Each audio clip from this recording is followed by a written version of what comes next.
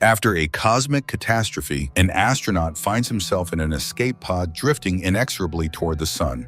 With certain death only 100 kilometers away, the astronaut suddenly sees something. After an accident in space, astronaut Troy Holloway regains consciousness aboard an escape pod. He's injured, and beside him lies the body of his colleague. Troy attempts to contact anyone who could offer help, but to no avail. Both navigation equipment and radio communications are offline. The only functioning device is a beacon on his bracelet.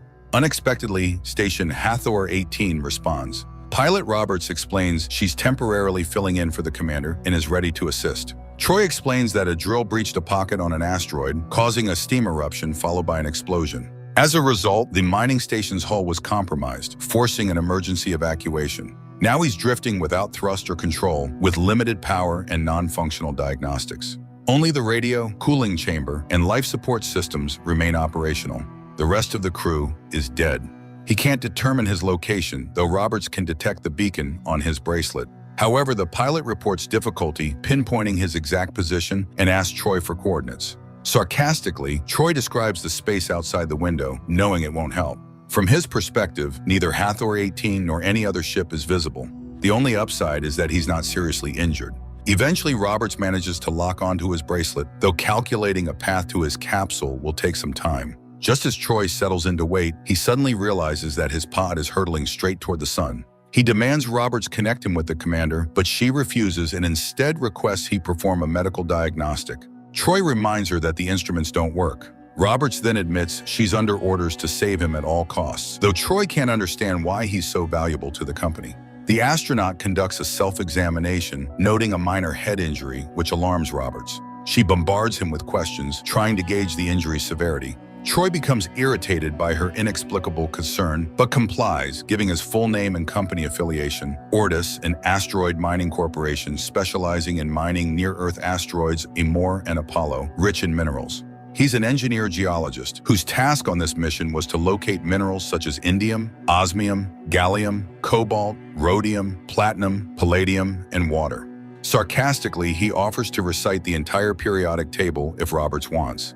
Realizing he's close to losing his temper, Roberts admits they've also lost contact with Central Command, making it impossible to connect him to leadership. It turns out Hathor 18 was also damaged by debris, their technical assistant was injured, and the commander is busy making repairs. However, they have successfully pinpointed his location, and although he's headed directly for the sun, the oxygen generators are operational. On the downside, thrusters and rotational systems are offline, as are the contamination control and water regeneration systems and cabin temperature control. Worse yet, the cooling system seems damaged, causing temperatures to plummet rapidly and risking death by hypothermia. Troy must manually disable the cooler. Yet, as already established, he's hurtling toward the sun, whose direct radiation at this distance could cause severe burns. There's another issue. There's been a radiation leak in the radiation chamber, and Troy's exposure will steadily increase. Checking the radiation symbol on his bracelet as Roberts explains the plan, Troy listens as she says they must intercept him before radiation levels become critical.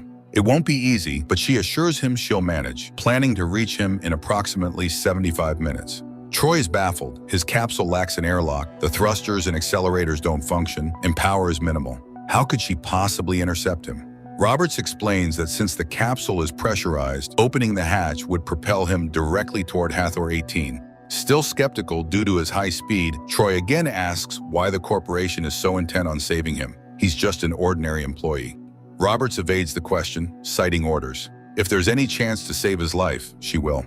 Troy then requests to contact home, and Roberts promises to arrange it within the hour. After some thought, Troy questions whether the company understood the risks when ordering them to push the mining equipment to maximum capacity. Was this disaster all for just one extra shipment of minerals? But Roberts shifts the conversation back to his condition. The bracelet signals the onset of hypothermia.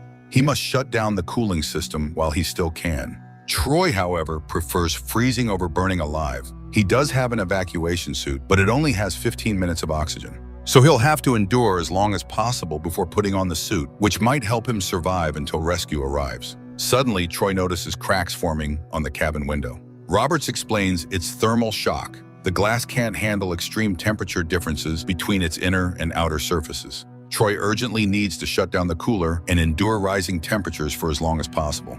Again, Troy begs her to connect him with home, but Roberts reminds him that if he doesn't disable the cooling system, he won't be speaking to anyone ever again. Reluctantly, the astronaut gets to work. The compartment is colder than Antarctica, so he must act quickly. Troy moves toward the necessary controls, but the communication link abruptly cuts out. He proceeds blindly, grabbing the lever so forcefully that his glove and skin from his fingers remain stuck to it. Despite this, he successfully disables the cooler. Returning to the main cabin, the communication reconnects. Roberts sympathizes, knowing things will only get worse from here. Troy admits there's another injury, a wound in his side sustained when debris penetrated the capsule. With temperatures now rising, he'll lose more blood and the pain will become unbearable. He must treat the wound immediately. Troy locates the medkit, bandages his injured hand, and extracts a shard from his side.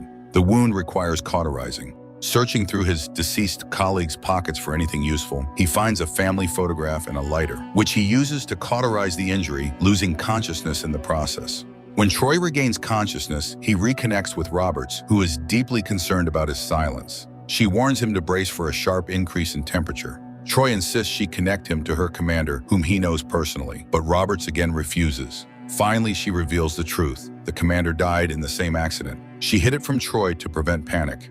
At that moment, debris strikes Troy's capsule again, sending it into an uncontrollable spin.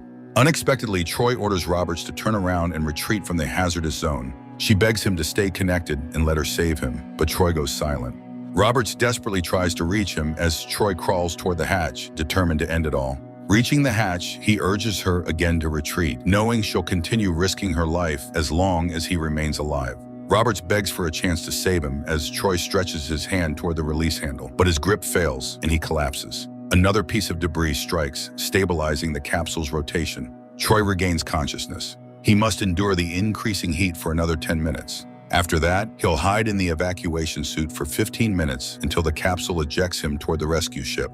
Troy pleads for a way to contact his wife and speak to her. Roberts suddenly admits she never wanted to work in mining or become a pilot. Her father was a pilot on Hathor 1, but an injury ended his career prematurely. He encouraged her to become a pilot instead.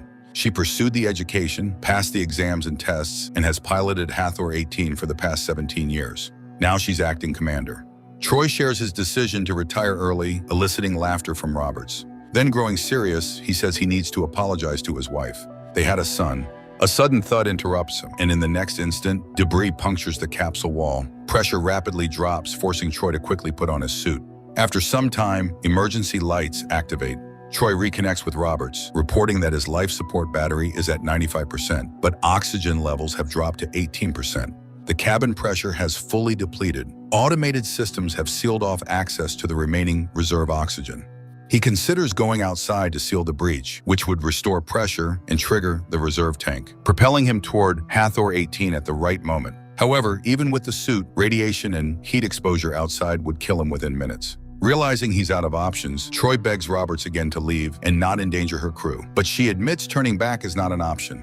She's under orders to retrieve him. At least one crew member must survive, as a disaster that kills an entire team would lead to shutting down the entire operation. If Troy survives, there would be years of extensive investigation, but the corporation would remain operational. Hearing the disappointment in Troy's voice, Roberts admits that she would have come after him even without the orders. He thanks her for the kind words, but insists it's still the end for him. Radiation exposure has already caught up. Despite this, Roberts refuses to turn back. Troy then begins speaking about his son, a bright 6-year-old boy who used to invent wonderful things. After tragedy struck, Troy simply ran away. Now he desperately wants to apologize to his wife. Suddenly, Roberts interrupts him. His wife doesn't need an apology. She herself lost her daughter 7 years earlier. Her husband couldn't cope and eventually left. All these years, she only wished he would just hold her and say that he loved her. Moved by her words, Troy quietly disconnects, gazing out toward the approaching sun. Then, unexpectedly, he remembers the new prototype gloves tucked in his deceased colleague's pockets. He quickly puts them on and asks Roberts how to patch the hull breach in the chamber so he can restore cabin pressure and eject toward her ship. Roberts warns him that outside he'll be exposed directly to solar radiation, 370 degrees Celsius. Troy jokes that he'll just work in the shade. Guiding him carefully, Roberts helps Troy locate the damaged area, watching closely through the pod's camera. Troy enters open space and moves along the hull toward the breach. Suddenly, he feels severely ill. Roberts immediately recognizes it as radiation sickness and urges him to hurry. In 5 minutes, he'll be directly exposed to solar rays and incinerated. With great difficulty, Troy finds the breach and begins repairs, all the while imagining himself on vacation in Alaska. Meanwhile, his oxygen level drops to 3%. Roberts announces that the whole breach is sealed and instructs Troy to return immediately. However, his oxygen is nearly gone, and Troy is on the brink of losing consciousness. With his last strength, he drags himself back into the capsule and activates the emergency oxygen tank. Oxygen levels restore to 7%. Troy tries to contact Roberts again just as a beam of sunlight pierces through the window, burning his face. He desperately shields himself as Roberts urges him to eject from the capsule. She can already see him. Troy, feeling as though he's burning alive in the suit, pleads with her to turn back. Roberts screams that she's almost there and begs him not to give up.